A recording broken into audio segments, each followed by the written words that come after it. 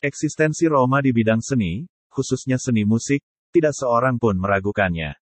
Dengan spesialisasi musik dangdut, dulu dikenal dengan musik Melayu, yang digeluti dengan dedikasi tinggi, telah berhasil membawa putra pasangan Raden Burda Anggawirya dan Tuti Juwariah dan Soneta ke papan paling puncak.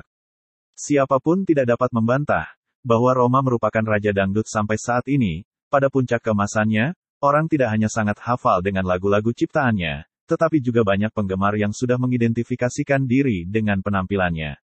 Banyak orang yang sudah gila dengan tidak hanya meniru potongan rambut dan jenggot khasnya, tetapi juga termasuk gaya ketika berjalan plus celana cutbray dan sepatu jenggel. Kerajaan dangdut Roma, kini tidak hanya berjurisdiksi wilayah dalam negeri, tetapi juga sampai ke mancanegara. Beberapa ilmuwan bahkan tertarik untuk meneliti fenomena Roma dan Soneta. Di dalam negeri, popularitas Roma tidak hanya membius masyarakat pecinta dangdut tetapi juga masyarakat musik di luarnya. Semula sejumlah stigma terhadap dangdut telah tersemat, yaitu selain sebagai musik comberan, karena goyangnya, dangdut juga distigma sebagai musik yang syarat porno aksi. Para tokoh agama pun mengklasifikasikan dangdut sebagai musik yang tidak layak dinikmati atau ditonton. Sikap demikian berangsur hilang ketika mereka menyaksikan dangdut besutan Roma.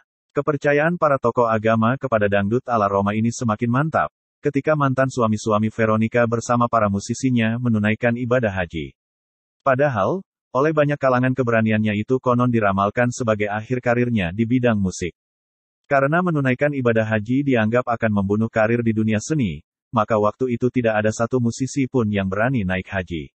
Menurut penuturan Roma yang ia sampaikan pada channel YouTube-nya, waktu itu tidak satupun seniman yang naik haji.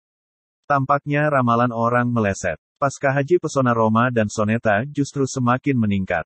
Penggemarnya pun kini justru menembus dunia santri. Keakrabannya dengan para ulama, salah satu putrinya bahkan sampai dipersunting oleh putra kiai ternama Jawa Timur.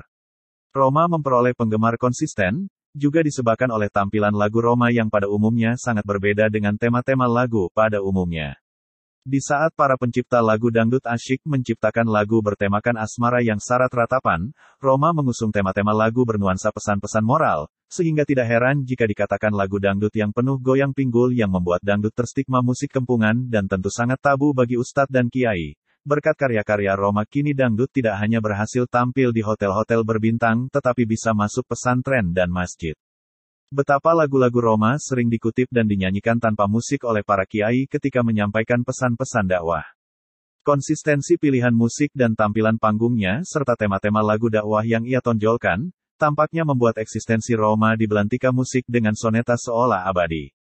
Dalam sejarah tidak satu grup pun musik di negeri ini seabadi Roma dan Sonetanya. Betapa tidak, menurut catatan media sejak didirikan tanggal 13 Oktober tahun 1973, hampir semua personil Soneta masih tetap eksis. Hanya kematian yang memisahkan mereka. Dan, dari 8 personil pendiri Soneta, kini hanya tersisa seorang, Rhoma Irama. 7 orang, sahabat, setianya Haji Popong, Haji Ayub, Haji Rizwan, Kadir, Herman, Haji Nasir, Haji Wampi, dan terakhir Haji Hadi telah lebih dahulu berpulang. Eksistensi Roma yang populis, pada akhirnya memang telah menempatkan dirinya dengan nilai tawar tinggi. Nilai tawar ini secara nyata telah ia tunjukkan sejak pemilu tahun 1977.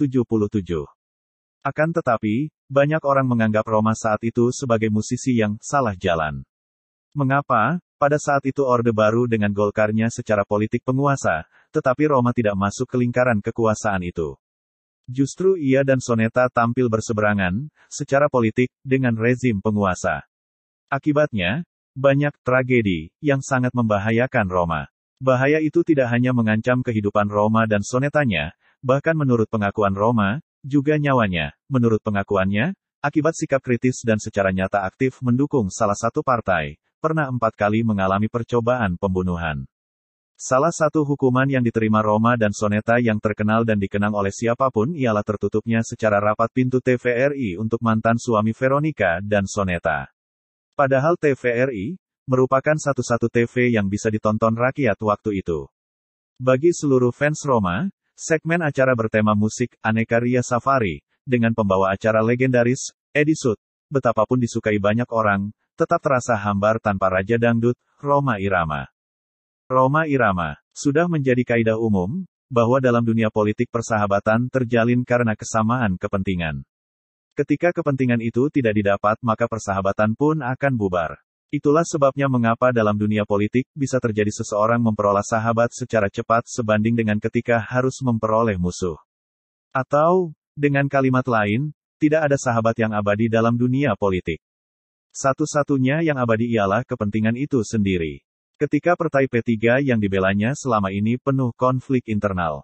Partai yang waktu itu diklaim partai Islam di bawah kepemimpinan Haji Naro tampaknya sangat tidak kondusif. Terlepas dari faktor apapun penyebabnya, mungkin menurut Rhoma P3, tidak lagi mencerminkan akhlak Islam, sehingga dia gerak berada dalam partai yang semula berlambang Ka'bah, kemudian berlambang bintang itu. Pada saat yang sama ternyata Golkar terlihat semakin hijau. Rhoma pun jatuh cinta dan sempat hijrah membela partai berlambang beringin itu. Ayah Ridho Rhoma itu pun sempat tercatat sebagai anggota legislatif pusat dari fraksi Golkar, meskipun akhirnya juga keluar. Saat pasca reformasi ketika para elit euforia mendirikan partai politik, tampaknya Rhoma tidak hanya terkesima, tetapi justru menceburkan diri ke dalam lautan euforia itu. Tetapi banyak kalangan menyayangkannya, sebagai sekelompok dari jutaan penggemar, barangkali kita juga tidak sependapat jika suami Rika Rahim ini terlibat politik praktis lagi. Setidaknya ada 3 alasan mengapa kita menyangkannya. Pertama, ketika reformasi usianya sudah tidak muda lagi. Usia Rhoma yang sudah di atas kepala 6, ditambah performance Rhoma yang ngiai, tampaknya sudah sulit menjangkau konstituen milenial dengan ragam kesukaannya, kecuali fans fanatik yang tergabung dalam Forza Fans of Rhoma and Soneta. Pada pasca reformasi muncul banyak eksponen muda yang potensial, termasuk para pemilih. Anak-anak zaman milenial pun relatif jarang yang mengenal era kejayaan Rhoma. Mereka mengenal lagu-lagu Rhoma hanya lewat penyanyi era kini. Dan, harus diakui mereka banyak mengenal lagu-lagu Rhoma setelah dinyanyikan penyanyi masa kini justru dengan iringan dangdut koplo, meskipun Rhoma sebenarnya mengharamkannya. Kedua, popularitas di bidang apapun termasuk musik, tidak serta-merta menjadikan ketokohannya akan meraih keberhasilan di bidang politik. Banyak contoh mengenai hal ini. Di India ada mega bintang aktor, produser, penyanyi, presenter televisi, dan komposer Amitabh Bachchan harus gagal mencari peruntungan di dunia politik. Bintang film Mohabbatein yang waktu itu bergabung dengan Indian National Congress, pada akhirnya berkesimpulan bahwa dunia politik bukanlah yang cocok untuknya. Di Indonesia, rekan seperjuangannya waktu di P3, dai sejuta umat Kiai Haji Zainuddin MZ, tidak hanya gagal menjadi presiden, tetapi gagal memimpin partai yang ia dirikan sendiri. Ronald Reagan dan Vladimir Zelensky barangkali hanya sedikit tokoh seniman yang berhasil menapaki karir puncak di dunia politik. Ketiga, dengan terjunnya di dunia politik karir di bidang musik dan seniman yang sudah mencapai puncak, justru dapat tereduksi. Reduksi itu tidak hanya dari segi cakupan jumlah penggemar tetapi reduksi wilayah. Imbasnya, Soneta tidak mungkin bisa manggung lagi di hadapan penggemar dengan konstituen yang berbeda dengan partainya. Pengalaman ketika tahun 70-80-an harus memberinya pelajaran berharga. Waktu itu selama lebih 11 tahun, dicekal manggung di TVRI karena berseberangan partai pemerintah, sementara TVRI merupakan televisi plat merah. Dari sisi visi misi bermusik, bagi Rhoma justru jelas merugikan, sebab Rhoma tidak lagi bisa menyampaikan pesan-pesan agama pada semua lapisan masyarakat, seperti masa PDI atau masa partai nasionalis lainnya yang pada umumnya memerlukan santuhan dakwah dari lagu-lagu Rhoma. Akhirnya, kita memang patut bersyukur di usia yang sangat senja, penyanyi, aktor, dai, kelahiran Tasikmalaya tanggal 11 Desember tahun 1946 ini, rupanya mempunyai ide cemerlang, membuat yayasan sosial yang bergerak di bidang pendidikan. Yayasan yang telah di-launching tanggal 23 Januari tahun 2022 lalu ini, sebagaimana Anies Baswedan dapat menjadi tambahan lahan amal Rhoma dari luar disiplin keahliannya. Proyek mercusuar ini tentu memerlukan dukungan massa dari berbagai kalangan, termasuk para tokoh politik lintas partai. Tentunya banyak orang berharap, proyek sosial ini merupakan ketertarikan satu-satunya pendiri Soneta yang masih ada ini. Sebab, tanpa dukungan masyarakat dari berbagai kalangan mustahil ke depan proyek raksasa ini benar-benar menjadi raksasa.